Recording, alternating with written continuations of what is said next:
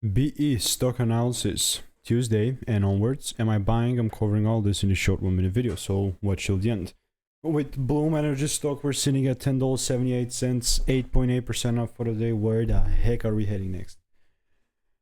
Great objections, let's cover them. Now, first of all, for me, my bias and everything, like all I'm sticking to is a strategy that's previously given me thousands of correct predictions, and I've documented everything. And with BE, like Bloom Energy is just simple. I was looking to take it potentially even higher, as long as like there was like a double break or something, and my bias still stands.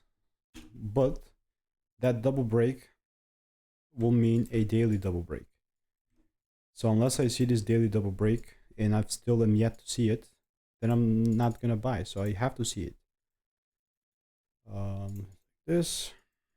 Only if I see that double break, only then that's something that I'll buy. But all I'll do in the meantime is I'll just keep waiting, and that's it. So that being said, if you want to learn the strategy, you want to make more money by taking less trades, click the first link in the description. All reviews are 5 stars.